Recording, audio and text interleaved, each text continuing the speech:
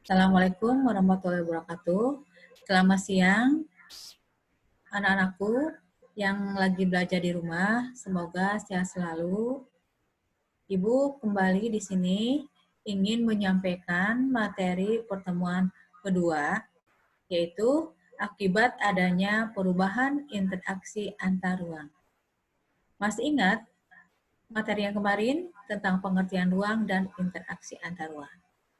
Sekarang materinya akibat adanya perubahan interaksi antar ruang. Di mana tujuan pembelajaran setelah kalian menyimak, menonton video ini, siswa dapat menjelaskan bentuk-bentuk perubahan akibat interaksi antar ruang melalui buku siswa dengan benar. Berbagai perubahan akibat interaksi keruangan yaitu sebagai berikut. Pertama, berkembangnya pusat-pusat pertumbuhan.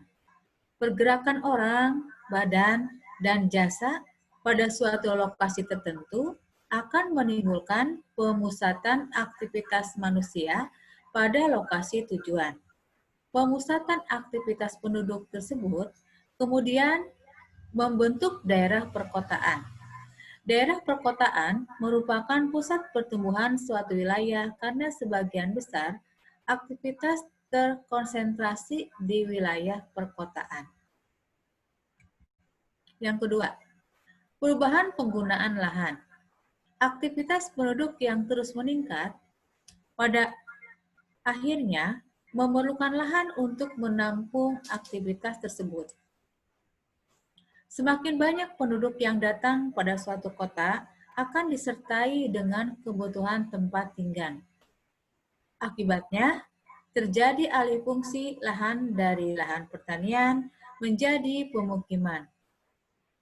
Hal yang sama juga terjadi pada industri, perdagangan, dan jasa. Memerlukan lahan untuk menampung aktivitasnya. Dengan demikian, terjadi perubahan penggunaan lahan dari pertanian ke non-pertanian, seperti pemukiman, industri, perdagangan, jasa, dan lainnya.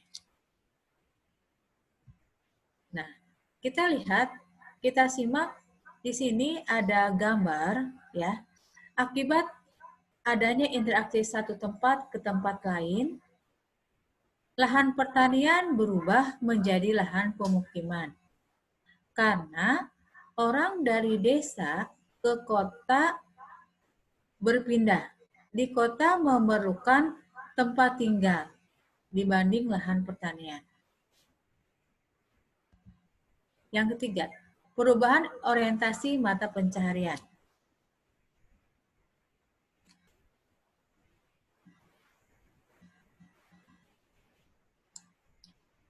Interaksi umumnya terjadi karena adanya kepentingan ekonomi, khususnya berkaitan dengan pekerjaan.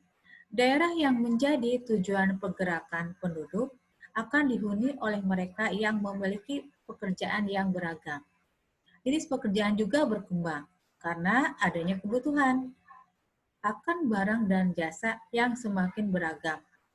Orientasi pekerjaan berubah dari yang tadinya berorientasi pada sumber daya alam, khususnya petani, menjadi pekerjaan lainnya.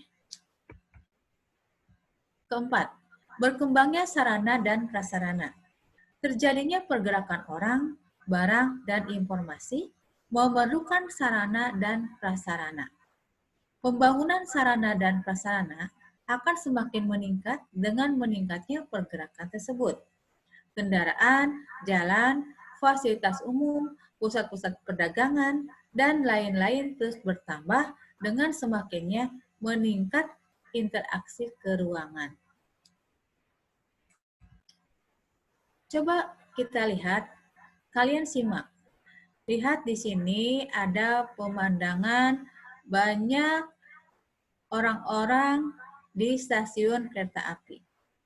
Nah, ini berkembangnya sarana dan prasarana di stasiun kereta api, yaitu meningkatnya pengadaan kereta api. Karena diakibatkan banyak orang-orang yang berpindah tempat satu tempat ke tempat lain. Contohnya, dari desa ke kota ingin bekerja, atau dari rumah ke tempat kerja dengan memerlukan transportasi yaitu kereta api. 5. Adanya perubahan sosial budaya. Dengan adanya perpindahan satu tempat ke tempat lain mengakibatkan perubahan sosial budaya. Karena pergerakan penduduk dari satu tempat ke tempat lainnya akan disertai dengan interaksi sosial. Terjadinya interaksi antar anggota masyarakat tersebut akan disertai pula dengan saling pengaruh terkait dengan norma dan nilai yang dianut oleh masing-masing individu. Kelompok masyarakat pendatang dan penduduk asli saja memiliki nilai dan norma yang berbeda. Perubahan sosial juga menyangkut perubahan status sosial. Nomor 6. Berubahnya komposisi penduduk. Interaksi keruangan dalam bentuk pergerakan orang akan menimbulkan konsentrasi penduduk dalam suatu wilayah. Penduduk tersebut memiliki latar belakang yang berbeda-beda. Misalnya, agama, status sosial, usia, jenis kelamin, mata pencaharian, etnik, atau suku bangsa. Akibatnya, komposisi penduduk berubah dari yang awalnya relatif seragam menjadi sebagian besar etnik Sunda, kemudian berkembang menjadi beragam etnik. Itulah anak-anakku materi hari ini tentang bagaimana akibat adanya interaksi antar ruang yang satu dengan yang lain berpengaruh kepada apa saja. Baiklah, Ibu akan simpulkan bahwa akibat adanya interaksi antar ruang atau berpindahnya seseorang, benda, atau komunikasi dari satu tempat ke tempat lain akan berakibat yang pertama, pertumbuhan pusat perkotaan menjadi banyak penduduk. Karena perkotaan merupakan pusat pertumbuhan. Yang kedua, perubahan penggunaan lahan. Dari yang tadinya lahan pertanian akan berubah menjadi pemukiman karena banyak yang bergerak berpindah tempat dari desa ke kota. Yang ketiga, perubahan mata pencaharian. Perubahan mata pencaharian, penduduk yang dari desa pindah ke kota akan berubah mata pencahariannya dari petani menjadi pekerjaan lain. Yang keempat, berkembangnya sarana dan prasarana. Dengan berpindah penduduk dari tempat ke tempat lain akan bersemakin bertambah sarana karena penduduk memerlukan sarana untuk berpergian, misalnya dari desa ke kota atau dari tempat tinggal ke tempat kerja. Yang terakhir yaitu perubahan etnik atau suku bangsa. Yang tadinya satu etnik suku bangsa, setelah adanya interaksi antar ruang dari tempat satu ke tempat lain, orang-orang etniknya yang tadinya seragam menjadi berbagai macam etnik karena timbul interaksi sosial. Nah, itulah anak-anak kesimpulan dari Ibu materi tentang perubahan akibat interaksi sosial. Ibu ucapkan terima kasih kepada kalian yang telah menyimak, mendengarkan materi dari Ibu. Mudah-mudahan pertemuan berikutnya Ibu bisa menyampaikan materi baru.